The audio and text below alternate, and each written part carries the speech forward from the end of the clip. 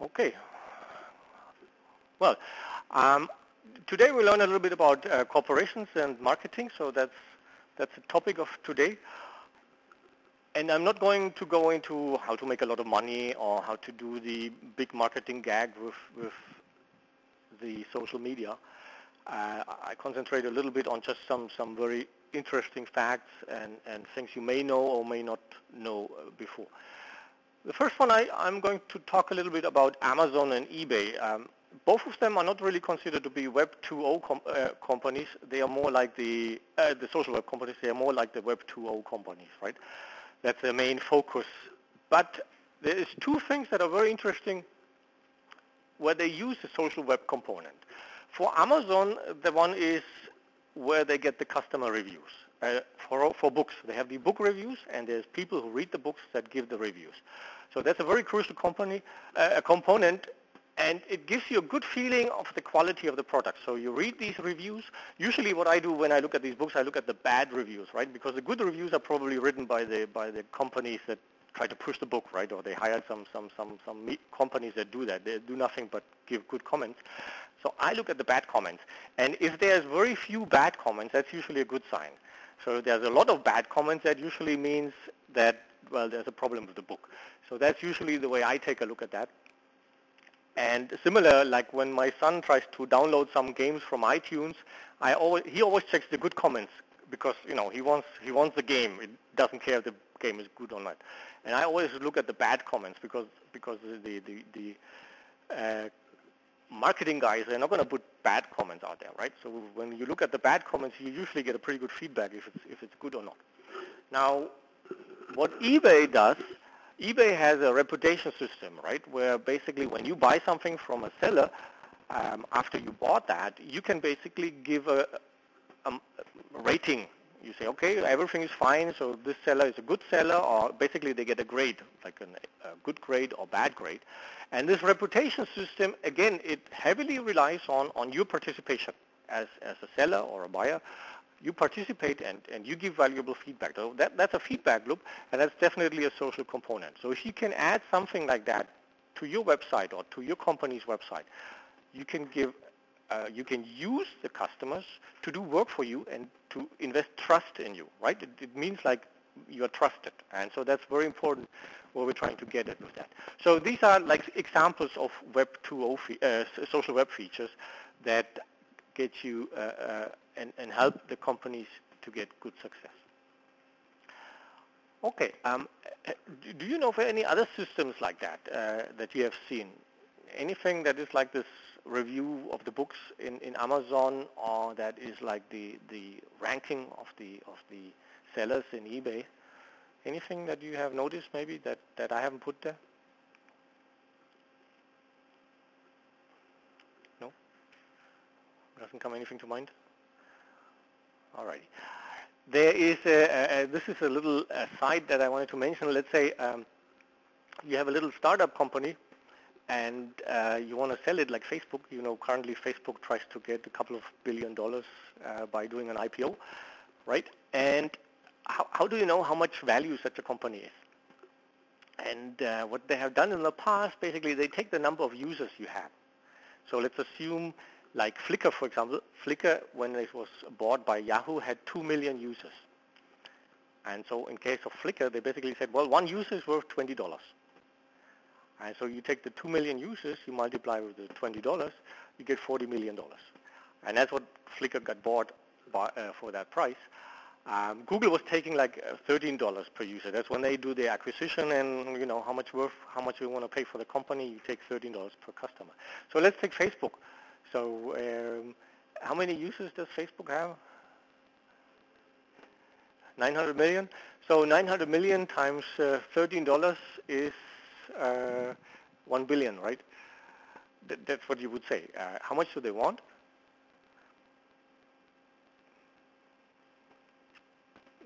Effectively, after the IPO, the current numbers rated at almost to 100 billion. So I would say that that's a little too much in my opinion. So if you take that number, you wouldn't get that much money. Okay, so that's basically interesting aside. So if you have your startup, make sure you get lots of users, and then just sell by the user, and then you'll be happy, right? Okay. Yeah, we obviously we don't have any ideas. So if you come up with an idea, that would be wonderful to see what other reputation systems or customer review systems we have. Okay, next topic I wanted to talk about is these new ways to raise money. Has anybody here heard of Kickstarter? Who has not heard of Kickstarter? Yeah, so quite a few. Kickstarter, I mean, you should check it out. Just go to kickstarter.com. It started as a project for artists. The idea was, how do you get, you wanted to start a movie or you wanted to do some artist project, how do you get funding for that? How do you get money? And the idea is, well, either you find somebody who has a lot of money and sponsors you, but quite often that doesn't work. But what if a lot of people give little money? And by that little money, it adds up, and then in the end, you may be able to do your project. So in Kickstarter, basically, you have an idea. You describe the idea, make a video or something, put it on there, and then you tell how much money you want. You say, oh, I need $10,000 to start. And that's basically the target you want to set. And then people give like $10 or $100, and if the project is attractive, then easily you get your $10,000, and you have a time limit. So you say, within 4 weeks, I want to raise that kind of money. And it has turned out that now a lot of IT projects get sponsored in Kickstarter. There was Diaspora was quite a famous project, one of the first ones that got pretty large. And nowadays there's all kinds of software projects. Some people want extension to a game. Yeah, they put it on there, and then people bet on it, and then up to $1 million have been raised through Kickstarter, which is quite amazing. So that is an interesting development. And so if people like your idea and you get into that marketing thing, the media, then you can make a lot of money that way.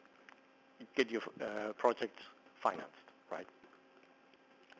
Similar issues are something called microfinance, and here Muhammad Yunus, who is a Nobel Prize winner, and he had this idea that, okay, in developing countries, people don't need a lot of money. They just need a little money. But for them, it's a lot of money, and usually banks don't give that money. So how if lots of people help each other to buy a cow, right? So you're a little farmer, you don't have the money, but you would need a cow to get sustainable farming or whatever. And that's what the idea here is between microfunding. And this idea obviously works and has been honored by the Nobel Prize. In Germany, we have a similar concept. Anybody remembers? It still exists, but the idea was very similar. Anybody remembers the name of the guy? Have you heard of Raiffeisen? It's the same idea, actually, just 100, 200 years ago. And we still have the Raiffeisen Bank, and it's actually like a cooperative, and you become a member of the bank. Nowadays, it's like almost like any other bank, but originally it was the idea where farmers share and help each other, and that's also why in the rural area, the Raiffeisen Bank still has to do lots. You can buy all kinds of feed and stuff like that you need for farms, right? So very similar idea, yeah. We just forgot about it. Then there's platforms like Zopa. It's in the UK. And you should check it out, just go there and see what it does. And the interesting thing is, so you can lend money to somebody else, or you can also get money if you want to, right? There's no bank in between, and it's basically like trust, yeah? And it could be that if you lend money to somebody that, is gone, right? The money, you never see that again. But it seems to work because these platforms have been around for quite some time. So it's an interesting way of helping each other out. And you don't have to invest like 10,000 or 100,000. It's, with $100 you're in there, and you can sponsor somebody else if you want to. There's other P2P credit platforms like this Smava and this Aux Money, and just check it out and find out for yourself what these do. Finally, the last thing I want to talk about is Flatter. Have you heard about Flatter? Anybody has flattered? Have you been flattered? So the idea behind Flatter is mostly in the blogging sphere, where you say, hey, this is a nice blog, or this is a nice web page, and then you flatter them. And that means you give them money. It's not a lot of money, it's a little money, but basically you sign up with them, and basically you put in your account, you put like $10 or 10 euros. And then you say, oh, I want to spend 2 euros per month, which is not a lot. And then you click on the flatter button, like while you browse the web, like while you read blogs, and you see the flatter button and you like the blog, then you click on the flatter button. And as a consequence, that person gets flattered, meaning they get money. So, but what happens, your limit is 2 euros, right? So 2 euros per month. So if you click one flatter per month, this person gets 2 euros. But if you click 10 flatters, then you distribute 20 cents for 10 guys. So that's the idea behind Flatter. And so it's like, some encouragement. It's not a lot of money. You cannot become rich by being flattered, right? But it means, some nice support. It's like people read your blog and like it, and then they flatter you, and, it's like a pat on the shoulder, and you feel good. So this is the idea behind Flatter. So in case you have a little extra money, sign up with Flatter, put in 10 bucks and start flattering people. And you can put the Flatter button also on your blog, right? And then you can receive a little bit of money if people like your blog. So that's one way of sharing a little money, okay? Yeah, so here's a couple of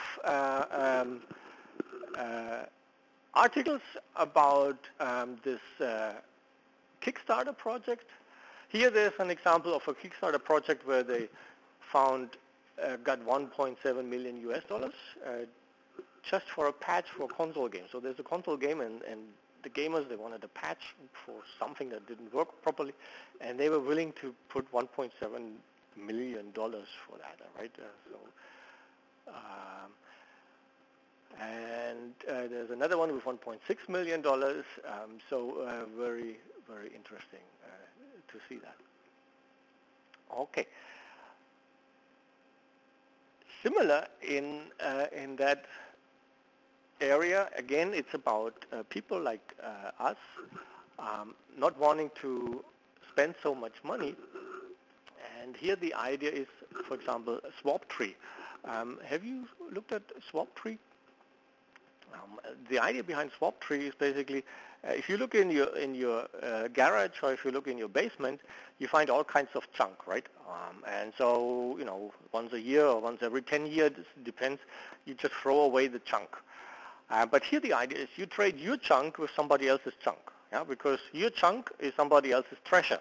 And so the idea is, well, basically, you list all your junk in that platform, and then somebody may decide, hey, wow, this is cool, I would like to have that. And then you give something in return. So maybe they have something you want, and you got something they want, and you exchange it for free. I mean, there's no money. You just send the stuff to this guy, and he sends the stuff back. And this is what happens at SwapTree. So that's a very cool idea. Yeah? So it's eBay without money, and you're not doing any betting. The only thing is the other guy has to have something that you want. So otherwise, you replace your junk by some other junk that you don't want, right?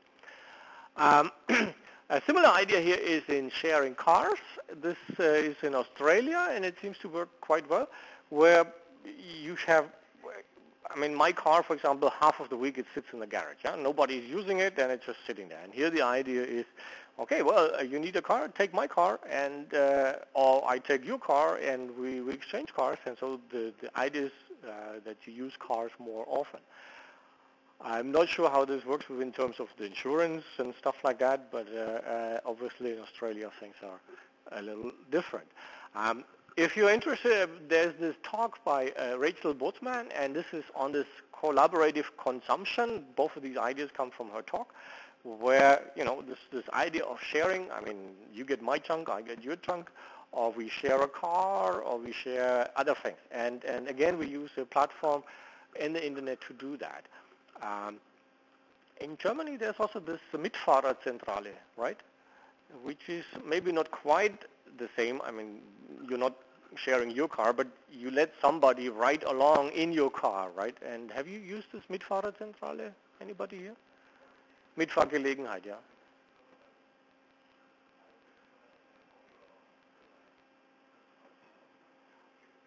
Okay.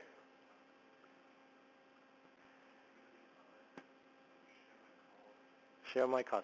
But it's in Germany where, in the insurance business and stuff, they don't mind. I mean, what if they junk your car and komplett versichert? Uh-huh.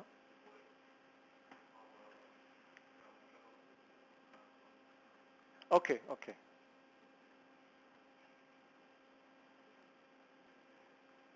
Okay, cool.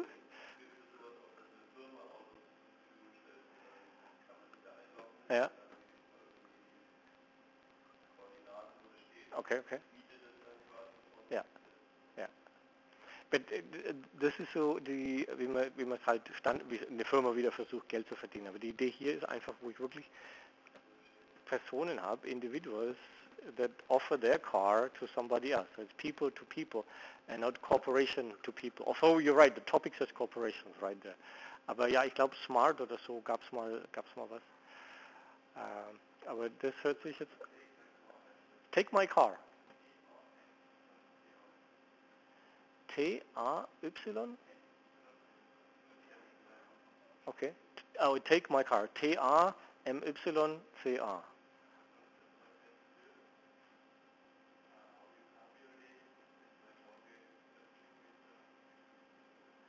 Wow. Cool. And so these are private person who share their cars. I have to check that out. Do they have Porsches? Ferraris? All right. Sure, whatever you have is a private car, right? Price sounds reasonable. Cool. Also, I want to point out this other interesting talk on TED again by Clay Shirky, and it's about institution versus collaboration. It's a very interesting talk where he says, well, most corporations, they just care about, you know, the big numbers where you get lots of customers, but they don't care about the long tail. The internet is all about the long tail, and they show that this collaboration stuff is like wiki or any social stuff, social media stuff, that's about the long tail, that worries about the long tail, where there's a lot of activity and interest, but corporations only care about, institutions only care about not the long tail, the short tail, right? Okay. Is anybody has another example of this sharing cars or sharing something else? I mean, the buy-on ticket is a little bit like that, right? Where, which is the one where you have, for 5 people, you pay one price? Is a buy-on ticket? Yeah. Well, but so the Deutsche Bahn is...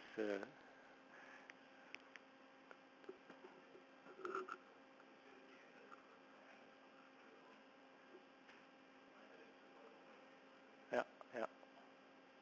Oh, so the...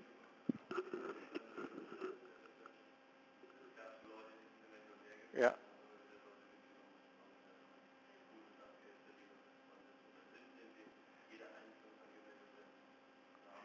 Okay. Okay. Okay. So you have to have that idea. It's a cool idea. You just try back and forth, right? But how can you make a living that way? How much money do these guys make then? I mean, yeah. Um,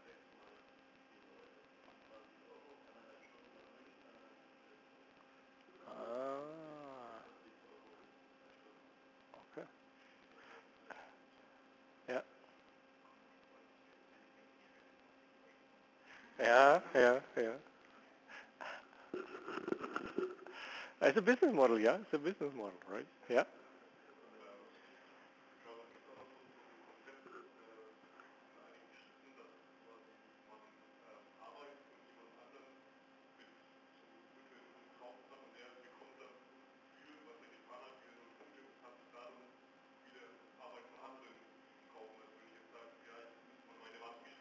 Okay. Yeah.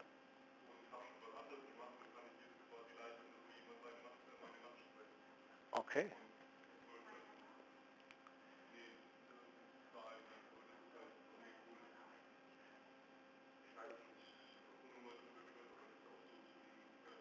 Uh-huh. But that is definitely social web, where basically you have a special skill. Let's say you're very good at mowing the lawn, right? And so you mow everybody's lawn, and you get points for that from these people, and you got like, pardon me, Blauarbeit, Blauarbeit.de. Okay. And then you need somebody to paint your walls, and you got 50 points, and then you find somebody who's good at painting walls, and you get that guy to do your wall painting. That's an interesting idea. Blauarbeit. Yeah, back to the roots, right? Cool. Any other ideas in that area? I'm learning a lot right now.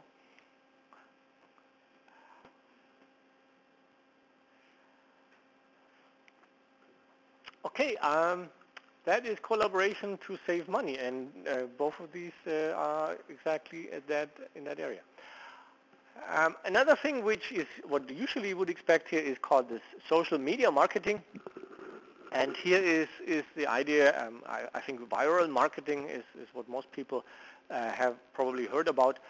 And instead of placing ads in Yahoo or in Google or wherever you usually would place your ads, in this scenario, you trying to use the bloggers and the social media to create some interest in whatever you try to promote. And two very nice examples for this are this Volkswagen commercial, the Force. Has everybody seen that commercial? It's this little kid that is dressed up like Darth Vader, and it's trying to make the car, first the dog or whatever, and then it's trying to do this thing with what Darth Vader does, and it doesn't work, and then goes to the car of his father, and then all of a sudden the car starts its engine, and yeah, it's a whole interesting story. That's a very nice one. Another one that has been around for quite some time is this Todesstern Stuttgart. Have you seen that? It's again the Darth Vader setting. In this case, it's the Star Wars movie actually, where they, instead of having the guys talk in English or German, they have them talk in the Swabian dialect, and it's about viral marketing. If you have not seen that, look for Death Star Stuttgart.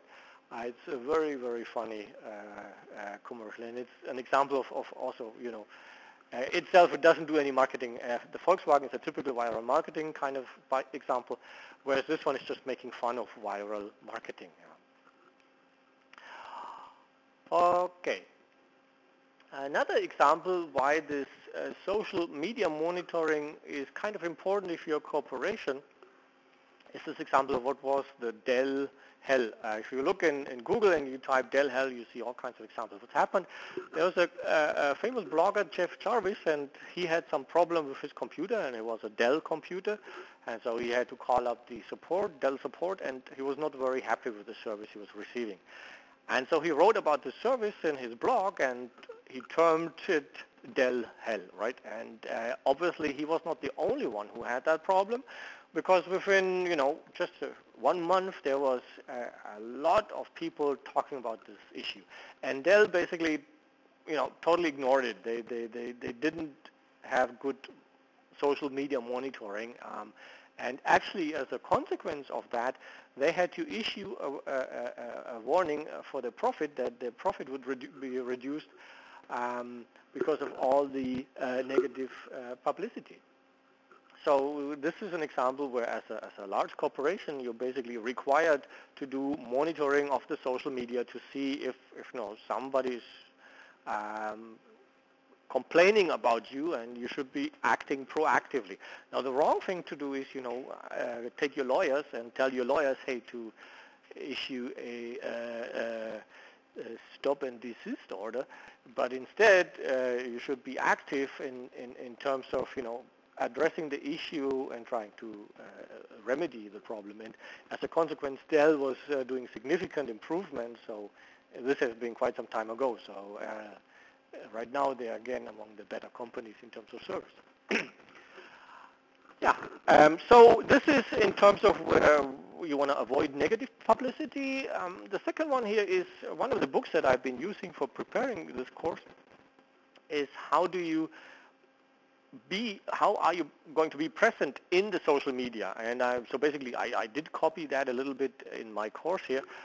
And as you see, it's important to be on Twitter. It seems now for me the Twitter thing doesn't work, but for him maybe it does work. We have a website, a traditional website. We have a blog, yeah. So in the blog you can basically talk about your product or whatever you have, and people can comment on your product. And you may have YouTube videos, and in the YouTube videos you tell about your product, or you have happy customers telling how great your product is, or whatever, right? And so you try to address the different social media and be present in all of them and have them linked. And in that case, it's more like a broadcast kind of marketing where you try to be present in all social media. But it's very important to have also the customers. Your customers should have the ability to give feedback, right? So you should have forums, or you should enable comments on your blogs, yeah, or in your YouTube channel also allow for people to give comments. And you should be reading these comments to check for, what's happening in terms of, good publicity, bad publicity, what is working, what is a problem. So that belongs there. Yeah. So always do worry about that. And so this gets me to my next topic, which is called social media monitoring. How do we monitor the social media? Because naturally, well, my websites, I can monitor my websites because I know those, but there's so many people out there who have their own blogs or whatever. How do I monitor them? And there's different tools here for monitoring.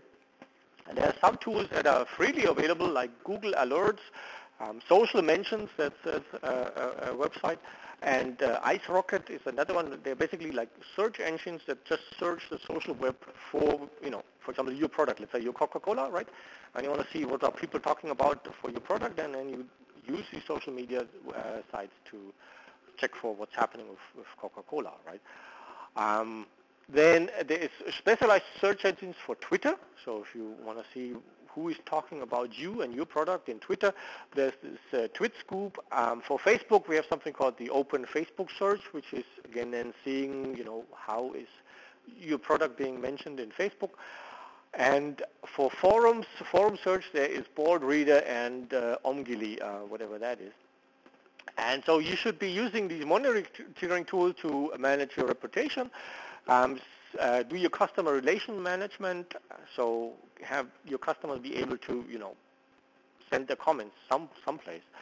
You can do a market analysis, right? So you've got some campaign running, and you can see, is my presence in these social media increasing? Is there more people talking about me, or is it not working? That just means nothing is happening with your product at all. And another important thing you may want to be able to do is watch the competition. What is the competition doing, right? So if you're Pepsi, you want to see what Coca-Cola does, and if you're Coca-Cola, you want to see what Pepsi does, right? So that's also something you can do with these social media monitoring tools. Okay, so that's kind of my little thing on cooperation and the social web. When you look at the books, you'll find lots of books that talk about, how me as a corporation, how can I be present, and what do I need to do to be in all kinds of social media, and how to get, top in the search engines. Yeah, you can read these books if you like. And it's not unlikely that as media engineering students, in the future you'll find jobs in an area that has to do with the social media stuff, right? Okay, assignments. I have a couple of assignments for you. Again, if you like, you can write about that in your blog. The first one, if you have not seen Kickstarter, basically take a look at that and see what Kickstarter is like, and look at some of the projects they have and see if one or the other project is interesting to you, right? Maybe you have a cool idea and maybe you want to post that on Kickstarter. You can do that as well. I think there's a subtle problem that I think only you have to be living in the United States for your projects, for you to get the money. I'm not sure if they have lifted that restriction, but in the beginning that was definitely there. That's Kickstarter. Then the Flatter example, where basically, start looking, first go to the Flatter website. It's a very simple website, not much there. but you see the flatter button. And then as you go through blogs, you may want to notice that there is different blogs using the flatter button. If you have some money to share, then you can start flattering people, or you put the flatter button on your blog, and if people are liking your blog, then maybe you earn like $2 or $3 a month, right? That's not big money then. This is the optional one. Then maybe you want to find out what happened with Dell Corporation when they had this little problem with their service. You can take a look there. If you type it into Google right now, you still get a couple of million hits. I think 1.7 million hits was what I was just saying when I typed it in. Where you have to be a little careful when you type Dell Hell, just like that. It looks for Dell and for Hell, not necessarily for both of them to be together, right? So I think they type it in the apostrophes, then you'll get only 70,000 hits, so that's significantly less. Then there's Google Alerts.